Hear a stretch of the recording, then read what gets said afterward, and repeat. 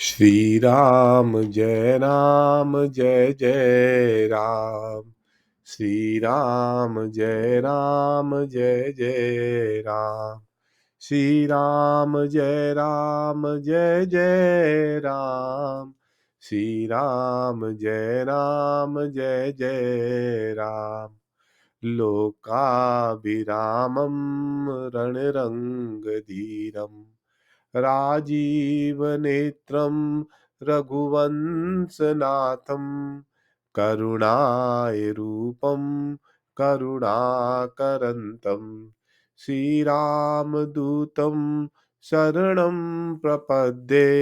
श्रीरामदूतं शरणं प्रपद्ये। कर्पूरगौरं करुणावतारं संसारसारं भुजगेन्द्रहारं सदा वसन्तं हृदयारविन्दे भवं भवानी सहितं नमामि। मनोजवं मारुतुल्यवेगं जितेन्द्रियं बुद्धिमतां वरिष्ठं वातात्मजं वानरयूथमुख्यं श्रीरामदूतं शरणं प्रपद्ये। श्रीरामदूतं शरणं प्रपद्ये। श्री महादेव जी कहते हैं, पार्वती, इसी समय राजा दशरथ ने अपने ज्येष्ठ पुत्र श्री राम को प्रेमवश युवराज पद पर अभिषिक्त करना चाहा, किंतु उनकी छोटी रानी केकई ने, जिसे पहले वरदान दिया जा चुका था, महाराज से 2 वर मांगे। भरत का राज्याभिषेक और श्री रामचंद्र जी को 14 वर्ष के लिए वनवास। राजा दशरथ ने सत्य वचनों में बंधे होने के कारण अपने पुत्र श्री राम को राज्य से निर्वासित कर दिया। उस समय राजा मारे दुख के अचेत हो गए तथा रामचंद्र जी ने पिता के वचनों की रक्षा करने के लिए धर्म समझकर राज्य को त्याग दिया और लक्ष्मण तथा सीता के साथ वे वन को चले गए। वहां जाने का उद्देश्य था रावण का वध करना। इधर राजा दशरथ पुत्र वियोग से शोकग्रस्त होकर मर गए। उस समय मंत्रियों ने भरत को राज्य पर बिठाने की चेष्टा की, किंतु धर्मात्मा भरत ने राज्य लेने से इनकार कर दिया। उन्होंने उत्तम भ्रातृ प्रेम का परिचय देते हुए वन में आकर श्री राम से राज्य ग्रहण करने के लिए प्रार्थना की, किंतु पिताजी की आज्ञा का पालन करने के कारण रघुनाथ जी ने राज्य लेने की इच्छा नहीं की। उन्होंने भरत के अनुरोध करने पर उन्हें अपनी चरण पादुकाएं दे दी। भरत ने भी भक्ति पूर्वक उन्हें स्वीकार किया और उन पादुकाओं को ही राज सिंहासन पर स्थापित करके गंध पुष्प आदि से वे प्रतिदिन उनका पूजन करने लगे। महात्मा रघुनाथ जी के लौटने के लिए भरत जी तपस्या करते हुए वहां रहने लगे तथा समस्त पूर्ववासी भी जब तक के लिए भांति भांति के व्रतों का पालन करने लगे। श्री रघुनाथ जी चित्रकूट पर्वत पर भरद्वाज मुनि के उत्तम आश्रम के निकट मंदाकिनी किनारे लक्ष्मी स्वरूपा विदेही राजकुमारी सीता के साथ रहने लगे। एक दिन महामना श्री राम जानकी जी को गोद में मस्तक रखकर सो रहे थे। इतने में ही इंद्र का पुत्र जयंत्र कौवे के रूप में वहां आकर विचरने लगा। वह जानकी जी को देखकर उनकी ओर झपटा और अपने तीखे पंजों से उसने उनके स्तर पर आघात किया। उस कोए को देखकर श्री राम ने एक कुश हाथ में लिया और उसे ब्रह्मस्त्र से अभिमंत्रित करके उसकी ओर फेंका। वह तुरंत प्रज्वलित अग्नि के समान अत्यंत भयंकर हो गया। उससे आग की लपटें निकलने लगी। उसे अपनी ओर आता देख वह कौवा कातर स्वर में कांव कांव करता हुआ भाग चला। श्री राम का छोड़ा हुआ वह भयंकर अस्त्र कौवे का पीछा करने लगा। कौवा भय से पीड़ित हो तीनों लोकों में घूमता फिरा। वह जहां जहां शरण लेने के लिए जाता, वहीं वहीं वह भयानक अस्त्र तुरंत वहां पहुंच जाता। उस कौवे को देखकर रुद्र आदि समस्त देवता, दानव और मनीषी मुनि यही उत्तर देते थे कि हम लोग तुम्हारी रक्षा करने में असमर्थ हैं। इसी समय तीनों लोकों के स्वामी भगवान ब्रह्मा ने कहा, कौवा, तू भगवान श्री राम की शरण में जा। वे करुणा के सागर और सबके रक्षक हैं। उनमें क्षमा करने की शक्ति है। वे बड़े ही दयालु हैं। शरण में आए हुए जीवों की रक्षा करते हैं। वे ही समस्त प्राणियों के ईश्वर हैं। सुशीलता आदि गुणों से संपन्न है और समस्त जीव समुदाय के रक्षक, पिता, माता, सखा और सुहृद है। उन देवेश्वर श्री रघुनाथ जी की शरण में जा। उनके सिवा और कहीं भी तेरे लिए शरण नहीं है। ब्रह्मा जी के ऐसे कहने पर वह कौवा भय से व्याकुल हुआ। सहसा श्री रघुनाथ जी की शरण में आकर पृथ्वी पर गिर पड़ा। कौवे को प्राण संकट में पड़ा देख जानकी जी ने बड़ी विनय के साथ अपने स्वामी से कहा, नाथ, इसे बचाइए। कौवा सामने धरती पर पड़ा था। सीता ने उसके मस्तक को भगवान श्री राम के चरणों में लगा दिया। तब करुणारूपी अमृत के सागर भगवान श्री राम ने कौवे को अपने हाथ से उठाया और दया से द्रवित होकर उसकी रक्षा की। दयानिधि श्री रघुनाथ जी ने कौवे से कहा, काक, डरो मत, मैं तुम्हें अभयदान देता हूँ। अब तुम सुखपूर्वक अपने स्थान को जाओ। तब वह कौवा श्री राम और सीता को बारंबार प्रणाम करके श्री रघुनाथ जी के द्वारा सुरक्षित हो शीघ्र ही स्वर्गलोक को चला गया। फिर श्री रामचंद्र जी सीता और लक्ष्मण के साथ महर्षियों के मुख से अपनी स्तुति सुनते हुए चित्रकूट पर्वत पर रहने लगे। कुछ काल के पश्चात एक दिन श्री रघुनाथ जी अत्रि मुनि के विशाल आश्रम पर गए। उन्हें आया देख मुनि श्रेष्ठ धर्मात्मा अत्रि ने बड़ी प्रसन्नता के साथ आगे जाकर उनकी अगवानी की और सीता सहित श्री रामचंद्र जी को सुंदर आसन पर विराजमान करके उन्हें प्रेम पूर्वक अर्घ्य, पाद आचमनीय, भांति भांति के वस्त्र, मधुपर्क और आभूषण आदि समर्पण किए। मुनि की पत्नी अनुसुईया देवी ने भी प्रसन्नता पूर्वक सीता को परम उत्तम दिव्य वस्त्र और चमकीले आभूषण भेंट किए। फिर दिव्य अस्त्र, पान और भक्ष्य भोज्य आदि के द्वारा मुनि ने तीनों को भोजन कराया। मुनि के द्वारा पराभक्ति से पूजित होकर लक्ष्मण सहित श्री राम वहां बड़ी प्रसन्नता के साथ एक दिन रहे। सवेरे उठकर उन्होंने महामुनि से विदा मांगी और उन्हें प्रणाम करके वे जाने को तैयार हुए।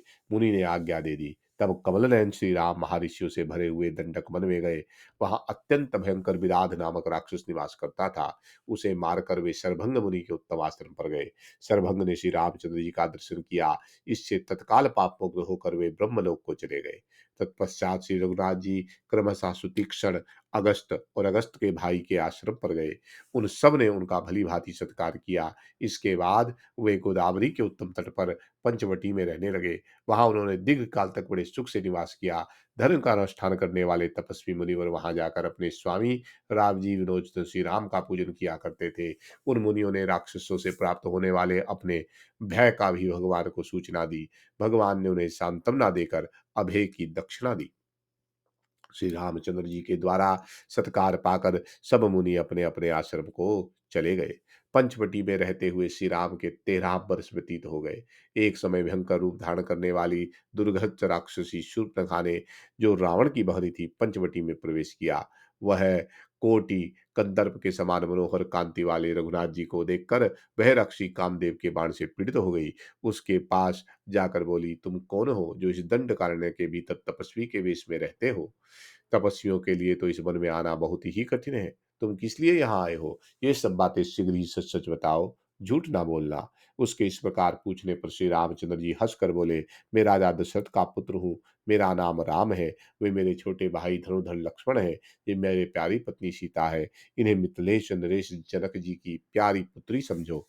मैं पिता के आदेश का पालन करने के लिए वन में आया हूँ। हम तीनों महर्षियों का हित करने की इच्छा से इस महान वन में विचरते हैं। सुंदरी, तुम मेरे आश्रम पर किस लिए आई हो? तुम कौन हो और किसके कुल में उत्पन्न हुई हो? ये सारी बातें सच-सच बताओ।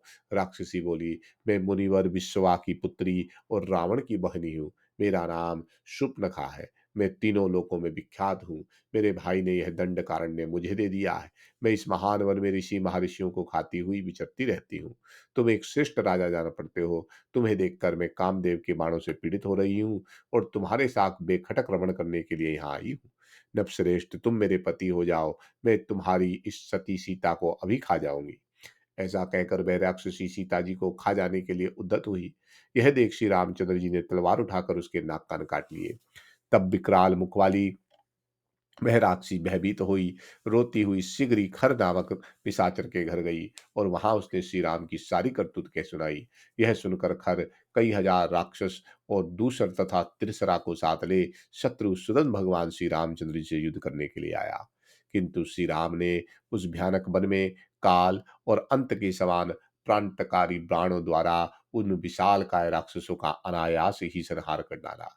विषैले सापों के समान तीखे सहायकों द्वारा उन्होंने युद्ध में खर, त्रिसरा और महाबली दूसरों को भी मार गिराया। इस प्रकार दंडकारण्यवासी समस्त राक्षसों का वध करके श्री रामचंद्र जी देवताओं द्वारा पूजित हुए और महर्षि भी उनकी स्तुति करने लगे। तत्पश्चात भगवान श्री राम सीता और लक्ष्मण के साथ दंडकारण्य में रहने लगे। शूर्पणखा से राक्षसों के मारे जाने का समाचार सुनकर रावण क्रोध से मूर्छित हो उठा और दुरात्मा मारीच को साथ लेकर जनस्थान में आया। पंचवटी में पहुंचकर दस्युष रावण ने मारीच को माया में मृग के रूप में राम के आश्रम पर भेजा। वह आश्रम अपने पीछे आते हुए दोनों दशरथ कुमारों को आश्रम से दूर हटा ले गया। इसी बीच में रावण ने अपने वध की इच्छा से श्री रामचंद्र जी की पत्नी सीता जी को हर लिया।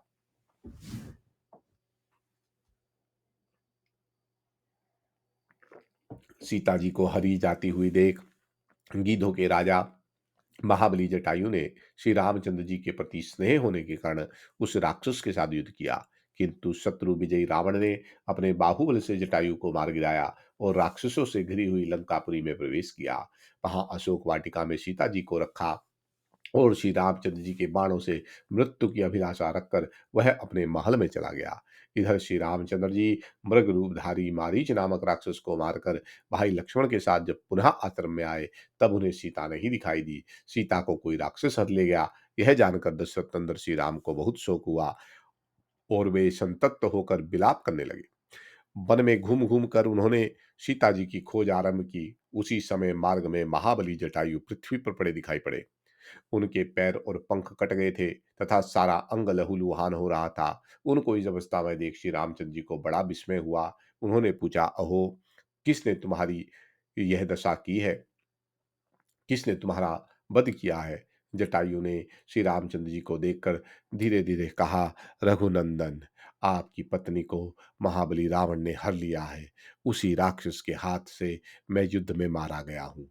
इतना कहकर जटायु ने प्राण त्याग दिए। श्री राम ने वैदिक विधि से उनका दाह संस्कार किया और उन्हें अपना सनातन धाम प्रदान किया, जो योगियों को भी प्राप्त होने योग्य है। श्री रघुनाथ जी के प्रसाद से गीध को भी परम पद की प्राप्ति हुई। उन पक्षीराज को श्री हरि का सारूप्य मोक्ष मिला। तदंतर माल्यवान पर्वत पर जाकर मतंग मुनि के आश्रम में वे महाभाग धर्मपरायण सबरी जी से मिले।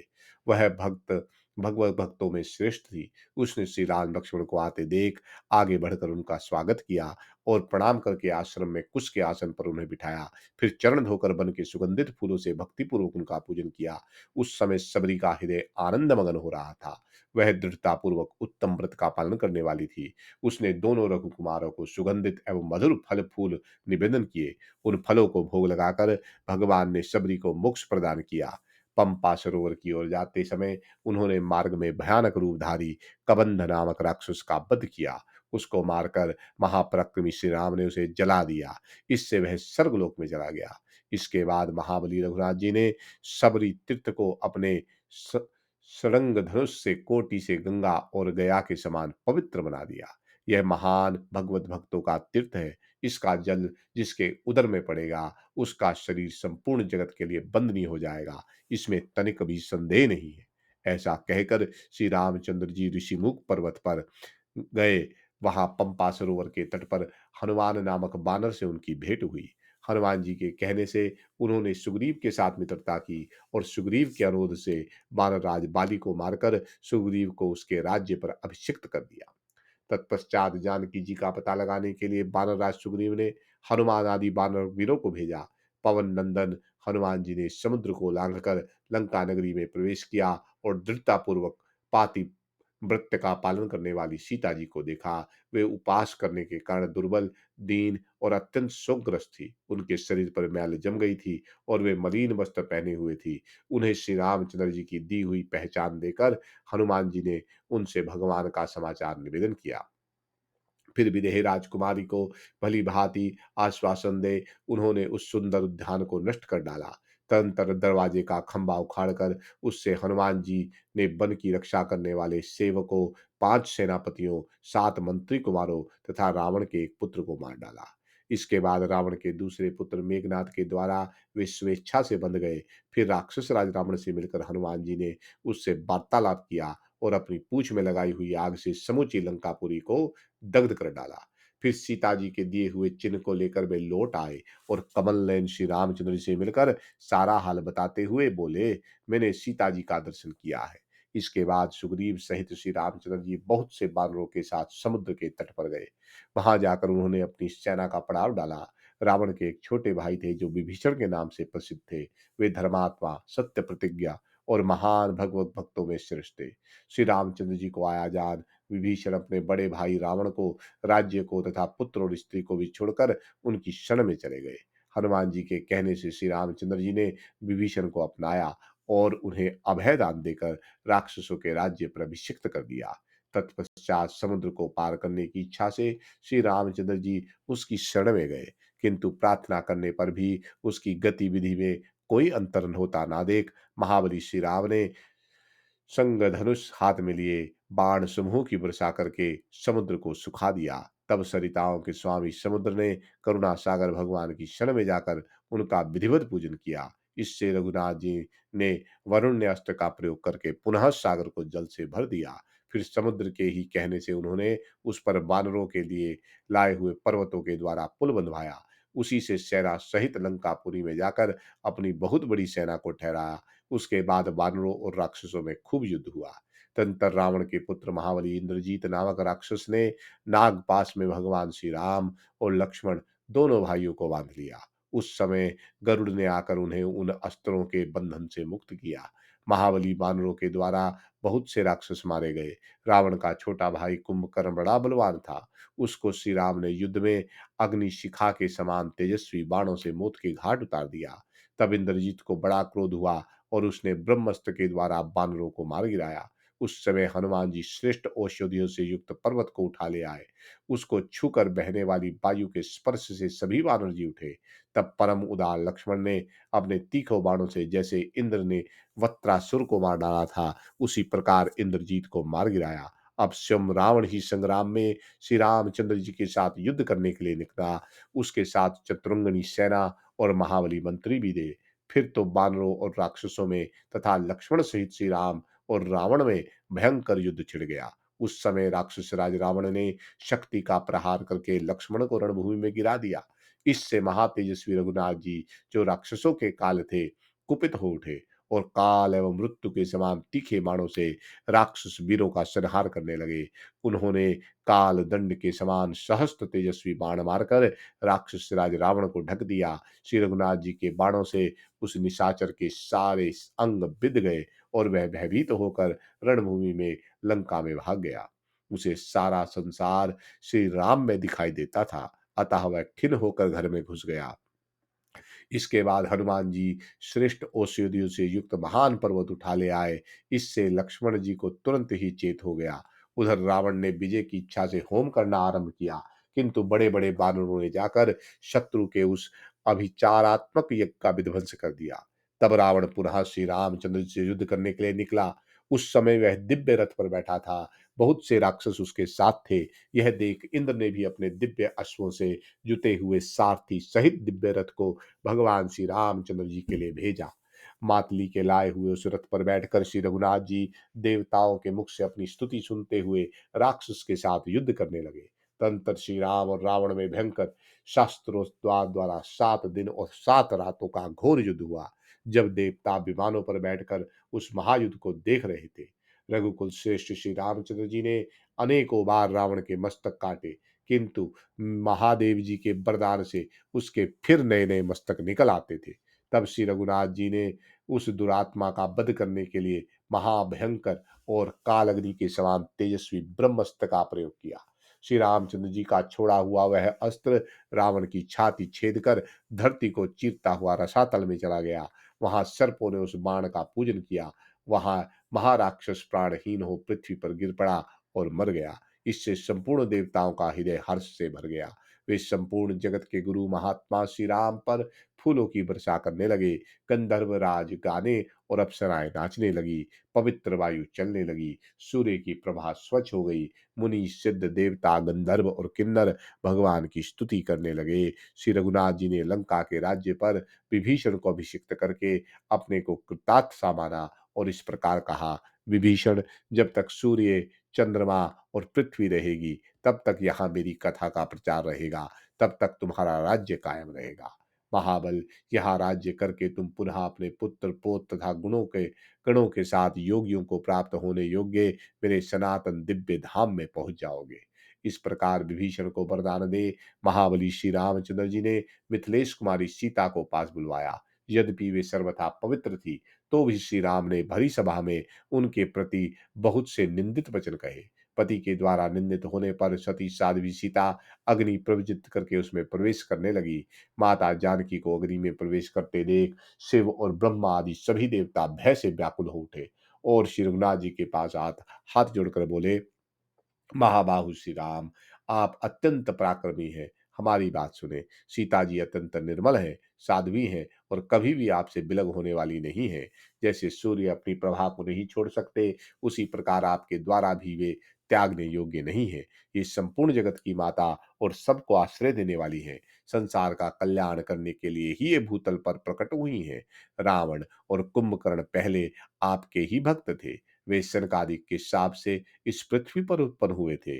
उन्हीं की मुक्ति के लिए ये विदेह राजकुमारी दंडकारण्य में हरी गई। इन्हीं को निमित्त बनाकर वे दोनों श्रेष्ठ राक्षस आपके हाथ से मारे गए हैं। अब इस राक्षस योनि से मुक्त होकर पुत्र पौत्र और सेवकों सहित स्वर्ग में गए हैं। अतः सदा शुद्ध आचरण वाली सती साध्वी सीता को शीघ्र ही ग्रहण कीजिए। ठीक उसी तरह जैसे पूर्व काल में आपने समुद्र से निकलने पर लक्ष्मी रूप में इन्हें ग्रहण किया था। इसी समय लोक साक्षी अग्निदेव सीता को लेकर प्रकट हुए। उन्होंने देवताओं के समीप इसी श्री जानकी जी को श्री राम जी की सेवा में अर्पण कर दिया और कहा, प्रभु, सीता सर्वथा निष्कलंक और शुद्ध आचरण वाली है। यह बात मैं सत्य सत्य निवेदन करता हूँ। आप इन्हें बिना विलंब किए ग्रहण कीजिए। अग्निदेव के इस कथन से रघुकुल श्रेष्ठ श्री राम ने प्रसन्नता के साथ सीता को स्वीकार किया। फिर सब देवता भगवान का पूजन करने लगे। उस युद्ध में जो जो श्रेष्ठ बानर राक्षसों के हाथ से मारे गए थे, वे ब्रह्मा जी के वर से शीघ्र ही जी उठे। तत्पश्चात राक्षस राज विभीषण ने सूर्य के समान तेजस्वी पुष्पक विमान को, जिसे रावण ने कुबेर से छीन लिया था, रघुनाथ जी को भेंट किया। साथ ही बहुत से वस्त्र और आभूषण भी दिए। विभीषण से पूजित होकर परम प्रतापी श्री रामचंद्र जी अपनी धर्म पत्नी विदेही कुमारी सीता के साथ उस श्रेष्ठ विमान पर आरूढ़ हुए। इसके बाद शूरवीर भाई लक्ष्मण, बानर और भालुओं के सुबदाय सहित बानर राज सुग्रीव तथा महाबली राक्षसों सहित शूरवीर विभीषण भी उस पर सवार हुए। बानर, भालू और राक्षस सबके स्वाद सवार हो श्री रामचंद्र जी श्रेष्ठ देवताओं के द्वारा अपनी स्तुति सुनते हुए अयोध्या की ओर प्रस्थित हुए। भारद्वाज मुनि के आश्रम पर जाकर सत्य पराक्रमी श्री राम ने हनुमान जी को भरत के पास भेजा। वे निषादों के गांव में जाकर श्री विष्णु भक्त गुह से मिले और उनसे श्री रामचंद्र जी के आने का समाचार कहकर नंदीग्राम को चले गए। वहां श्री रामचंद्र जी के छोटे भाई भरत से मिलकर उन्होंने श्री रामचंद्र जी के शुभ आगमन का समाचार कह सुनाया। हनुमान जी के द्वारा श्री रघुनाथ जी के शुभ आगमन की बात सुनकर भाई तथा सुहृदों के साथ भरत जी को बड़ी प्रसन्नता हुई। फिर वायुनंदन हनुमान जी महाराज पुनः श्री रामचंद्र जी के पास लौट आए और भरत का समाचार उन्हें कह सुनाया। तत्पश्चात श्री रामचंद्र जी ने अपने छोटे भाई लक्ष्मण और सीता के साथ तपस्वी भरद्वाज मुनि को प्रणाम किया। फिर मुनि ने भी पकवान, फल, मूल, वस्त्र और आभूषण आदि के द्वारा भाई सहित श्री राम का स्वागत सत्कार किया।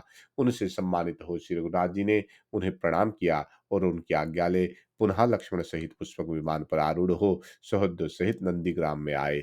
उस समय के कई नंदन भरत, भाई शत्रुघ्न, मंत्रियों, नगर के मुख्य मुख्य व्यक्तियों तथा सेना सहित अनेक राजाओं के साथ ले प्रसन्नता पूर्वक आगे आकर बड़े भाई की अगवानी की। रघुकुल श्रेष्ठ श्री रामचंद्र जी के निकट पहुंचकर भरत ने अनुयायियों सहित उन्हें प्रणाम किया। फिर शत्रुओं को ताप देने वाले रघुनाथ जी ने विमान से उतरकर भरत और शत्रुघ्न को छाती से लगाया। तत्पश्चात पुरोहित वशिष्ठ जी, माताओं, बड़े बूढ़ों तथा बंधु बांधवों को महातेजस्वी श्री राम ने सीता और लक्ष्मण के साथ प्रणाम किया। इसके बाद भरत ने विभीषण, सुग्रीव, जामवंत, अंगद, हनुमान और सुषेण को गले लगाया। वहां भाइयों और अनुचरों सहित भगवान ने मांगलिक स्नान करके दिव्य माला और दिव्य वस्त्र धारण किए। फिर दिव्य चंद्र लगाया। इसके बाद वे सीता और लक्ष्मण के साथ सुमंत्र नामक सारथी से संचालित दिव्य रथ पर बैठे। उस समय देवगण उनकी स्तुति कर रहे थे। फिर भरत, सुग्रीव, शत्रुघ्न, विभीषण, अंगद, सुसेन, जामवन, हनुमान, नील, नल, सुभग, शरभ, गंधमादन अनन्यान, कपि, निषादराज, गुह, महापराक्रमी राक्षस और महाबली राजा भी बहुत से घोड़े, हाथी और रथों पर आरूढ़ हुए। उस समय नाना प्रकार के मांगलिक बाजे बजने लगे तथा नाना प्रकार के स्तोत्रों का गान होने लगा। इस प्रकार बानर, भालू, राक्षस, निषाद, मोर, मानव सैनिकों सहित महातेजस्वी रघुनाथ जी ने अपने अविनाशी नगर साकेत धाम में प्रवेश किया। मार्ग में उस राजनगरी की शोभा देखते हुए श्री रघुनाथ जी को बारंबार अपने पिता महाराज दशरथ की याद आने लगी। तत्पश्चात सुग्रीव, हनुमान और विभीषण आदि भगवत भक्तों के पावन चरणों के पड़ने से पवित्र हुए राजमहल में उन्होंने प्रवेश किया। श्री महादेव जी कहते हैं, पार्वती, तदंतर किसी पवित्र दिन को शुभ लगन में मंगलमय भगवान श्री राम का राज्यभिषेक करने के लिए लोगों ने मांगलिक उत्सव मनाना आरंभ किया। वशिष्ठ, वामदेव, जाबाली, कश्यप, मार्कंडेय, मोदल्य पर्वत और नारद, ये महर्षि जप और होम करके राज शिरोमणि रघुनाथ जी का शुभ अभिषेक करने लगे। नाना रत्नों से निमित्त दिव्य स्वर्ण में पीढ़ी पर सीता सहित भगवान श्री राम को बिठाकर उत्तम व्रत का पालन करने वाले महर्षि सोने और रत्नों के कलशों में रखे हुए सब तीर्थों के शुद्ध एवं मंत्र पूत जल से, जिसमें पवित्र मांगलिक वस्तुएं दुर्वा दल, तुलसी दल, फूल और चंदन आदि पड़े थे, उनका मंगल में अभिषेक करने और चारों वेदों के वैष्णव सूतों को पढ़ने लगे। उस शुभ लगन के समय आकाश में देवताओं की दुंदभियां बजती थी, चारों ओर से फूलों की वर्षा होती थी। वेदों के पारगामी मुनियों ने दिव्य वस्त्र, दिव्य आभूषण, दिव्य गंध और नाना प्रकार के दिव्य पुष्पों से श्री सीता देवी के साथ श्री रघुनाथ जी का श्रृंगार किया। उस समय लक्ष्मण ने दिव्य छत्र और चवर धारण किया। भरत और शत्रुघ्न भगवान के दोनों बगल में खड़े होकर ताड़ के पंखों से हवा करने लगे। राक्षस राज विभीषण ने सामने से दर्पण दिखाया। बानर राज सुग्रीव भरा हुआ कलश लेकर खड़े हुए। महातेजस्वी जामवान ने मनोहर फूलों की माला पहनाई। बाली कुमार अंगद ने श्री हरि को कपूर मिला हुआ पान अर्पण किया। हनुमान जी ने दिव्य दीपक दिखाया। सुसेन ने सुंदर झंडा फहराया। सब मंत्री महात्मा श्री राम को चारों ओर से घेर कर उनकी सेवा में खड़े हुए। मंत्रियों के नाम इस प्रकार थे: सृष्टि, जयंत, विजय, सौराष्ट्र, राष्ट्रवर्धन, अकोप, धर्मपाल तथा सुमंत्र। नाना जनपदों के स्वामी नरश्रेष्ठ नृपतिगण, पूर्ववासी, वैदिक विद्वान और बड़े बूढ़े सज्जन भी महाराज की सेवा में उपस्थित थे। बानर, भालू, मंत्री, राजा, राक्षस, श्रेष्ठ द्विज तथा सेवकों से घिरे हुए महाराज श्री राम साकेत धाम में इस प्रकार शोभा पाने लगे, जैसे भगवान लक्ष्मीपति विष्णु देवताओं से घिरे होने पर पर व्योम में सुशोभित होते हैं। देवी सीता के साथ श्री रघुनाथ जी को राज्य पर अभिषिक्त होते देख विमानों पर बैठे हुए देवताओं का हृदय आनंद से भर गया। गंधर्व और अप्सराओं के समुदाय जय जयकार करते हुए स्तुति करने लगे। वशिष्ठ आदि महर्षियों द्वारा अभिषेक हो जाने पर श्री रामचंद्र जी सीता देवी के साथ उसी प्रकार शोभित हुए, जैसे लक्ष्मी जी के साथ भगवान विष्णु शोभा पाते हैं। सीता जी अत्यंत विनीत भाव से श्री रघुनाथ जी के चरण कमलों की सेवा किया करती थी। राज्य अभिषेक हो जाने के पश्चात संपूर्ण दिशाओं का पालन करते हुए श्री रामचंद्र जी ने विदेह नंदी सीता के साथ 1000 वर्षों तक मनोरम राजभोग का उपभोग किया। इस बीच में अंतपुरी की स्त्रियां, नगर निवासी तथा प्रांत के लोग छिपे तौर पर सीता जी की निंदा करने लगे। निंदा का विषय यही था कि कुछ काल तक राक्षस के घर में निवास कर चुकी थी। शत्रुओं का संहार करने वाले श्री रामचंद्र जी लोकापवाद के कारण मानव भाव का प्रदर्शन करते हुए उन्होंने राजकुमारी सीता को गर्भवती अवस्था में वाल्मीकि मुनि के आश्रम पर गंगा तट पर महान वन के भीतर छुड़वा दिया। महातेजस्वी जानकी गर्भ का कष्ट सहन करती हुई मुनि के आश्रम में रहने लगी। उनका मन सदा स्वामी के चिंतन में लगा रहता था। मुनि पत्नियों से सत्कृत और महर्षि वाल्मीकि द्वारा स्वरक्षित होकर उन्होंने आश्रम में ही 2 पुत्र उत्पन्न किए, जो कुश और लव के नाम से प्रसिद्ध हुए।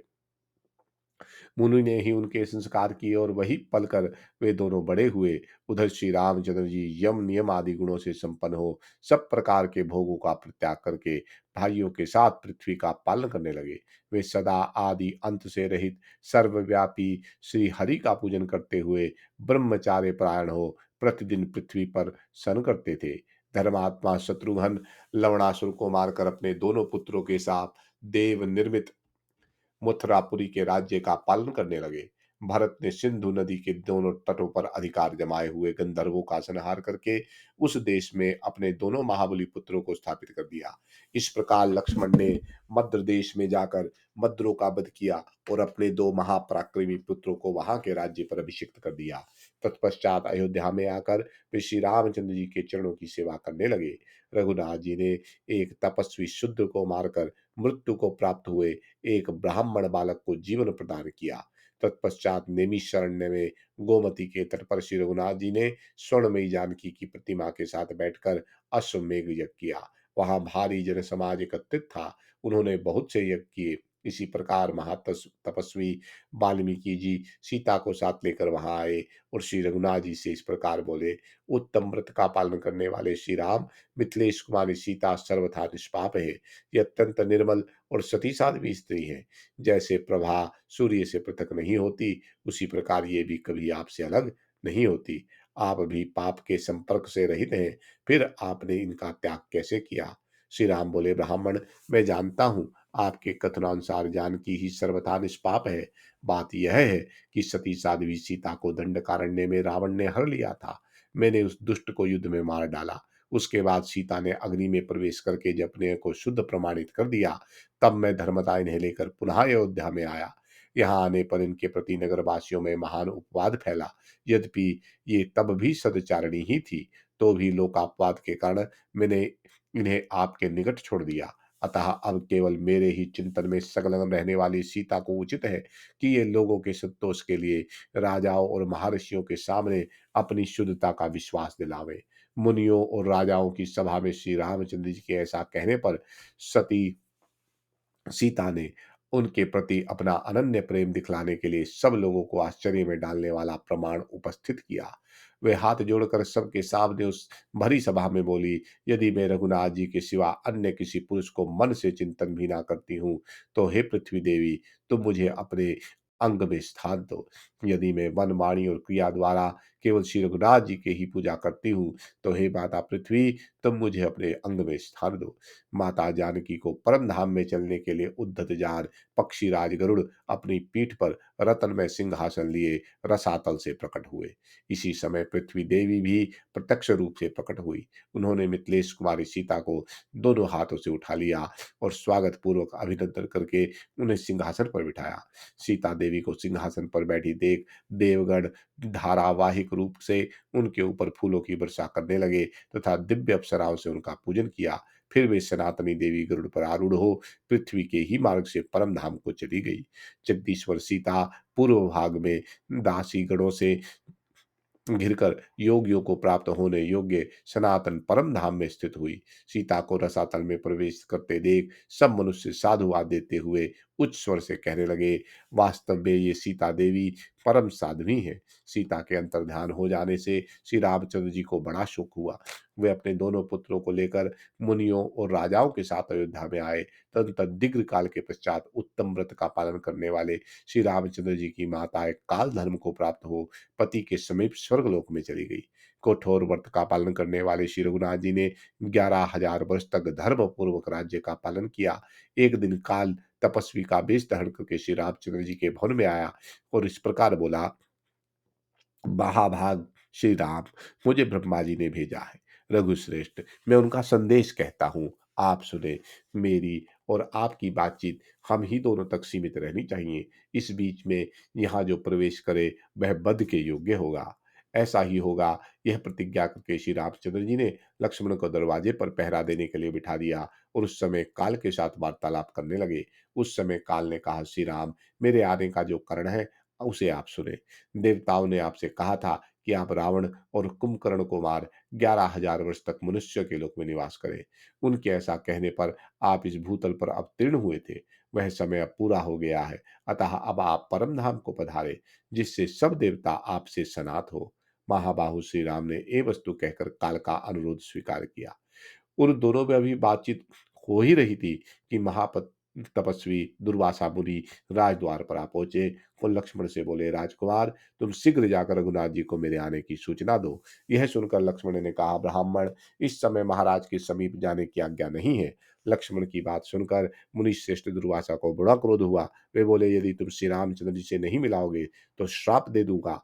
लक्ष्मण ने श्राप के भय से श्री रामचंद्र जी को महर्षि दुर्वासा के आगमन की सूचना दे दी। तब सब भूतों का भय देने वाले कालदेव वहीं अंतर्ध्यान हो गए। महाराज श्री राम ने दुर्वासा के आने पर उनका विधिवत पूजन किया। उधर रघुश्रेष्ठ लक्ष्मण ने अपने बड़े भाई की प्रतिज्ञा को याद करके सरयू के जल में स्थित हो अपने साक्षात स्वरूप में प्रवेश किया।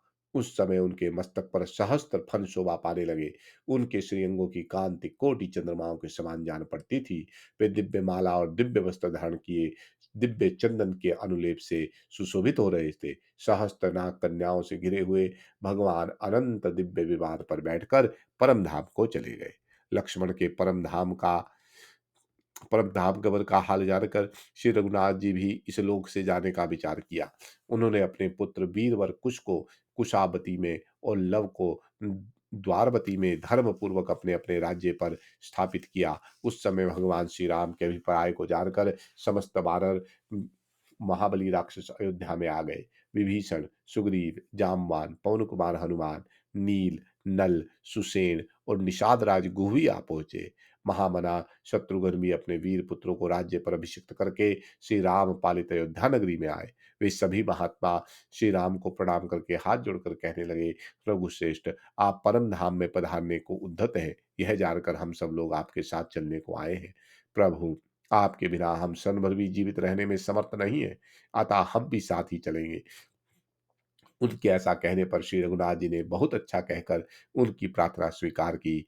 तत्पश्चात उन्होंने राक्षस राज विभीषण से कहा, तुम धर्म पूर्वक राज्य पालन करो, मेरी प्रतिज्ञा व्यर्थ ना होने दो। जब तक चंद्रमा, सूर्य और पृथ्वी कायम है, तब तक प्रसन्नता पूर्वक राज्य भोगो, फिर योग्य समय आने पर मेरे परम भक्त को प्राप्त हो जाओगे। ऐसा कहकर श्री रामचंद्र जी ने इक्ष्वाकु कुल देवता श्री रंगशाई सनातन भगवान विष्णु के आ आचार विग्रह को विभीषण के लिए समर्पित किया। इसके बाद शत्रुसूदन श्री रघुनाथ जी ने हनुमान जी से कहा, बानस वानरश्रेष्ठ, संसार में जब तक मेरी कथा का प्रचार रहे तब तक तुम इस पृथ्वी पर सुख से रहो, फिर समय अनुसार मुझे प्राप्त हो जाओगे। हनुमान जी से ऐसा कहकर वे जामवंत जी से बोले, पुरुष श्रेष्ठ, द्वापर युग आने पर मैं पुनः पृथ्वी का भार उतारने के लिए यदुकुल में अवतार लूंगा और तुम्हारे साथ युद्ध करूंगा, अतः तुम यहीं रहो। उपयुक्त व्यक्तियों से ऐसा कहकर श्री रामचंद्र जी ने अन्य सभी बानरों और भालुओं से कहा, तुम सब लोग मेरे साथ चलो। तदंतर ब्रह्मचार्य का पालन करने वाले भगवान श्री राम श्वेत वस्त्र पहनकर दोनों हाथों में कुश लिए अनासक्त भाव से चले। श्री रामचंद्र जी के दक्षिण भाग में कमल हाथ में लिए श्री देवी उपस्थित हो गई। वाम भाग में भूदेवी साथ साथ चलने लगी। वेद, वेदांग, पुराण, इतिहास, ओमकार, वष्टकार, लोकों को पवित्र करने वाली सावित्री तथा धनुष आदि अस्त्र शस्त्र सभी पुष्प विग्रह धारण करके वहां उपस्थित हो गए। भरत, शत्रुघ्न तथा समस्त पूर्ववासी भी अपने स्त्री पुत्र तथा सेवकों सहित भगवान के साथ साथ चले।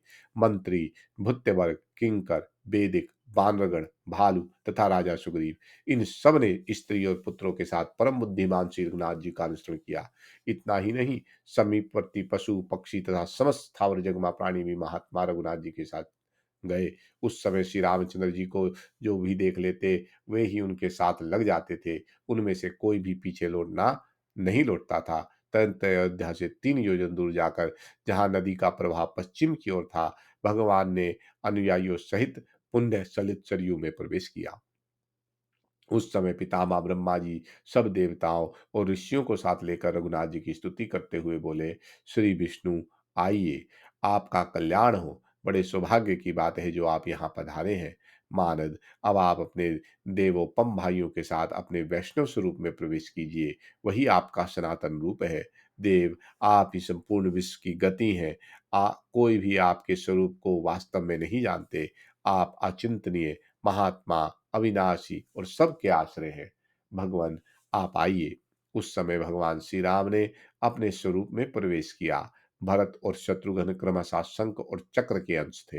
वे दोनों महात्मा दिव्य तेज से संपन्न हो अपने तेज में मिल गए। तब शंख चक्र गदा पद्म धारण किए हुए चतुर्भुज भगवान विष्णु के रूप में स्थित हो श्री रामचंद्र जी ने श्री और भूदेवियों के साथ विमान पर आरूढ़ हुए। वह दिव्य कल्प वृक्ष के मूल भाग में सुंदर सिंहासन पर भगवान विराजमान हुए। उस समय सब देवता उनकी स्तुति कर रहे थे। श्री राम चंद्र जी के पीछे जो बानर, भालू और मनुष्य आए थे, उन्होंने सरयू के जल का स्पर्श करते ही सुखपूर्वक प्राण त्याग दिए और सिंहनाग जी की कृपा से सबने दिव्य रूप धारण कर लिया। उनके अंगों में दिव्य हार, दिव्य वस्त्र शोभा पा रहे थे। वे दिव्य मंगलमय कांति से संपन्न थे। असंख्य देहधारियों से गिरे हुए राजीव लोचन भगवान श्री राम उस विमान पर आरूढ़ हुए। उस समय देवता, सिद्ध, मुनि और महात्माओं से पूजित होकर वे अपने दिव्य अविनाशी एवं सनातन धाम को चले गए। पार्वती, जो मनुष्य श्री रामचंद्र जी के चरित्र के एक या आधे श्लोक को पढ़ता अथवा सुनता या भक्ति पूर्वक स्मरण करता है, वह कोटि जन्मों के उपार्जित ज्ञात अज्ञात पाप से मुक्त हो स्त्री, पुत्र एवं बंधु बांधवों के साथ योगियों को प्राप्त होने योग्य विष्णु लोक में अनायास ही चला जाता है। देवी, यह मैंने तुमसे श्री रामचंद्र जी के महान चरित्र का वर्णन किया। तुम्हारी प्रेरणा से मुझे श्री रामचंद्र जी की लीलाओं के कीर्तन का शुभ अवसर प्राप्त हुआ। इससे मैं अपने आप को धन्य मानता हूँ। आज की कथा को यहाँ विराज देंगे। फिर कल भगवान श्री कृष्ण की कथा आएगी, ब्रज की लीलाओं का प्रसंग आएगा। श्री राम जय जय राम। श्री राम जय जय राम। श्री राम जय जय राम। श्री राम जय जय राम।